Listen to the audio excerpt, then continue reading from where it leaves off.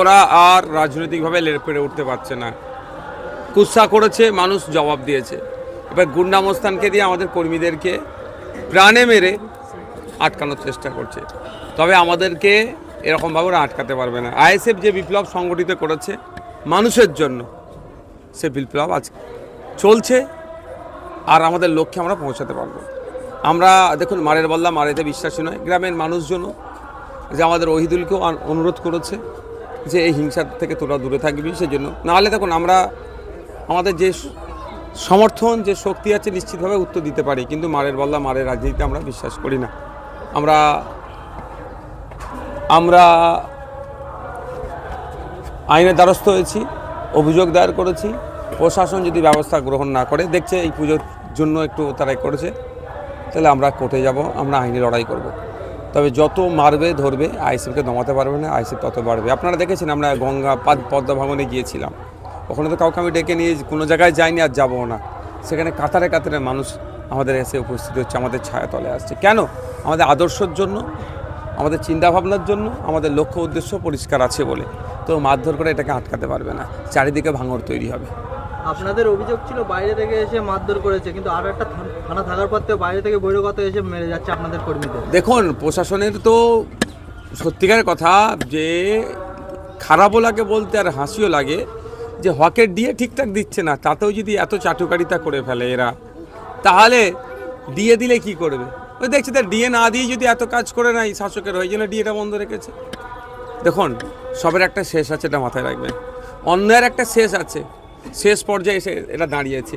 থানা করে বাইরে থেকে লোক নিয়ে এসে হিংসা করেও আটকাতে পারছে কি?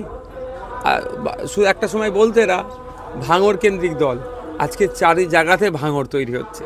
তারপরে আমি গত কয়েকদিন আগে মুর্শিদাবাদের রেজিনগরে একটা প্রোগ্রাম করলাম, আপনারা দেখেছেন। সেখানে তো মিনি ব্রিগেড, তো চারিদিকে ভাঙড় তৈরি হচ্ছে, আতঙ্কিত হচ্ছে। বাইরে থেকে লোক নিয়ে এসে মারধর করে আমাদেরকে আটকাতে পারবে না। তবে বাইরে থেকে যারা আসছেন তাদেরকে সতর্ক করছি, বহিরাগত হিসাবে মানুষজন যদি আপনাকে ট্রিটমেন্ট শুরু করে দেয়, বিপদ হয়ে যাবে। এই কাজ আপনারা করবেন না। আর আমি মারধর করারও পক্ষে নয়, আইন হাতে তোলার পক্ষে নয়। গতকাল একটা জনসভা থেকে শওকত মোল্লা বলেছেন যে সমস্ত সাংবাদিকরা মূলত আইএসএফকে টার্গেট করে যারা খবর করছে তাদেরকে মারার একটা হুঙ্কার দিয়েছে, যেখানেই দেখবেন তাদেরকে গণপিটুনি করবে। বুঝতে পারছেন? জনসভা থেকে শওকত মোল্লা গণতন্ত্রের চতুর্থ স্তম্ভ সাংবাদিকদের একেবারে জনসভা থেকে মারার হুঁশিয়ারি জানান। মানে বুঝতে পারছেন, যারা ফ্যাসিস্ট হয় তারা কোন যায়, এরা ফ্যাসিস্ট কোন লেভেলে পৌঁছেছে। আমি এমনি এই ধরনের নটোরিয়াস ক্রিমিনালের উত্তর দিই না প্রশ্ন করলে, যেহেতু সাংবাদিক রিলেটেড বলে উত্তর দিচ্ছি। যারা ফ্যাসিস্ট হয় তাদের কাজটাই হচ্ছে কি জানেন, সবকে দমন করা। এবার দমন করতে করতে কাকে গণতন্ত্রের মানে চতুর্থ স্তম্ভ বলে অভিহিত করা হয়? আপনাদেরকে। আজকে অবাক হবেন আপনারা শুনলে, এই ভারতবর্ষের সর্ববৃহৎ গণতন্ত্রে আমরা বসবাস করি, এখানে সাংবাদিক স্বাধীনতায় এত হস্তক্ষেপ করা হচ্ছে। আরে এমন অনেক সাংবাদিক আছে আমার বিরুদ্ধে খবর করে, মানে অন্যায়ভাবে আমার বিরুদ্ধে কথা খবর করে, তারপরে আমার কাছে যায়। আমি কোনো দিনের জন্য তাদেরকে কিছু বলি না, কিন্তু হাসি তাদের মুখটা দেখে, এত এড়িয়ে যায়। তারপর আপনার সঠিক খবর যখন উপস্থাপন করছে, আপনাদের উপরে এরকম করে কথা বলছে। যদি কোনো সাংবাদিকের উপরে কোনো ধরনের আক্রমণ হয়, এর দায়ভার শওকত মোল্লাকে নিতে হবে এবং তার মূল্য শওকত মোল্লাকে চুকাতে হবে। ভোটের আগেই আইএসএফের ডাবটি নেতা মার খাচ্ছে, কিন্তু কর্মীরা তাহলে কি? দেখুন, এটা হচ্ছে একটা টার্গেট যে মাথাকে আক্রমণ করে ডালফালা ভয় খেয়ে যাবে। ব্যাপারটা হচ্ছে আইএসএফের একটা কর্মীর যা সাহস, আইএসএফের নেতৃত্বেরও অত সাহস। প্রত্যেকটা কর্মী প্রস্তুত আছে। আইএসএফ শুধু কাজ বুঝে নেওয়ার জন্য নেতৃত্ব তৈরি করেছে, বাকি প্রত্যেকটা বুথ স্তরের কর্মী আইএসএফের নেতা। ভাইজান, ভাঙড় কত নেতাকে মারবে? তৃণমূল কংগ্রেসের একটা শক্ত ঘাঁটি ছিল, যা বর্তমানে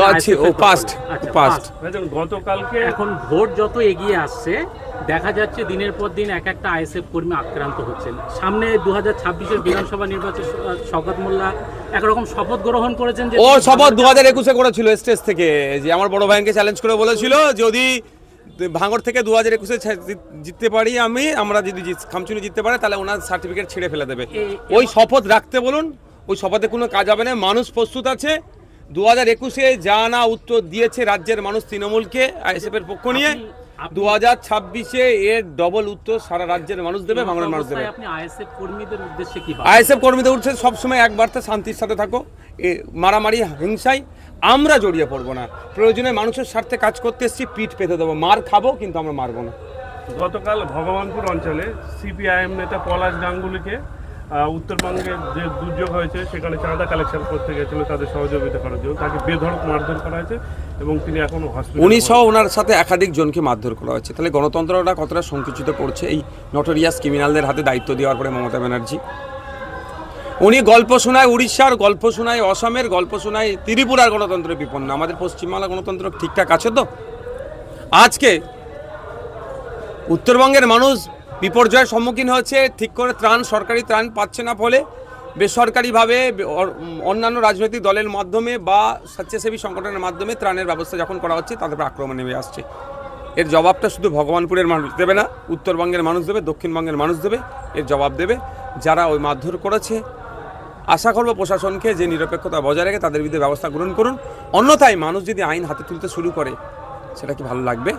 যদি আমি আইন হাতে তোলার পক্ষে নয়। দুর্গাপুর ক্যাম্পাসে যে ধর্ষণ কাণ্ড হয়েছে, অভিযুক্তরা সংখ্যালঘু হওয়ায় বিরোধী দলনেতা বা বিজেপির লোকজন সমগ্র সংখ্যালঘু সম্প্রদায়কে যেন কাঠগড়ায় তুলে দিয়েছেন, সে ব্যাপারে কি বলবেন? তার আগে বলি, অভিযুক্ত একটা পুরুষ, তো তাহলে সমগ্র পুরুষ জাতিকে কাঠগড়ায় তুলে দেবে?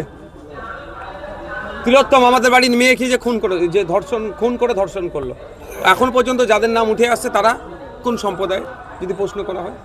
কদিন আগে রামপুরহাটে আমাদের এক আদিবাসী মেয়েকে ধর্ষণ করে টুকরো টুকরো করলো, তার ধর্মীয় পরিচয় যদি জিজ্ঞাসা করি।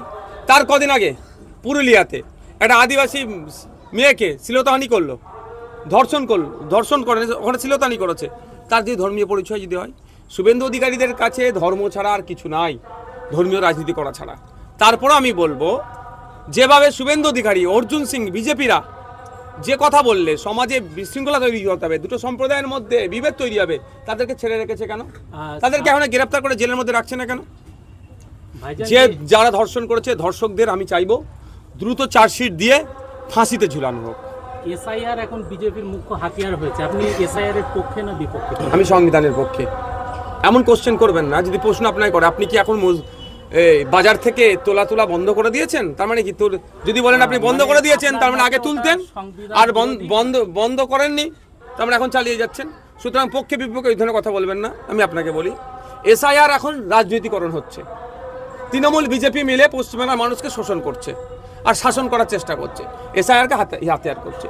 এসআইআর হওয়ার জন্য প্রায় 70,000 অফিসার লাগবে, প্রতি বুথে একটা করে অফিসার লাগবে, বুথ লেভেল অফিসার।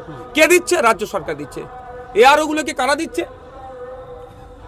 বিএলওগুলোকে কারা দিচ্ছে? রাজ্য সরকার দিচ্ছে। তাহলে গল্প আমাদেরকে শোনালে হবে?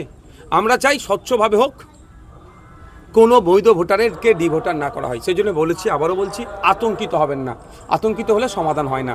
আপনাদের এলাকায় আমার ভিডিওর মাধ্যমে যারা ভিডিওটা দেখছেন, প্রথম কাজ হবে বিএলও, বুথ লেভেল অফিসার কে সেটা খুঁজুন, তার নাম, ঠিকানা, ফোন নাম্বার, সে কোন ডিপার্টমেন্টে চাকরি করে দেখুন। যদি সে বেটা ইচ্ছাকৃতভাবে কাউকে ডি ভোটার বানিয়ে চলে যায়, তার বিরুদ্ধে আইনত লড়াই হবে, মাঠে ময়দানে নেবে, গণতান্ত্রিক পক্ষে জবাব দেওয়া হবে। আর তৃণমূলের কথায় কেউ ভরসা করবেন না। এই গল্প শুনিয়েছিল এনআরসি সিএ হতে দেবো না, হলে আমার বুকের ওপর দিয়ে হবে, অলরেডি তো সিএ হচ্ছে, বুকের ওপর দিয়ে গেছে। এর কথাই কেউ বিশ্বাস করবেন না। Thank you.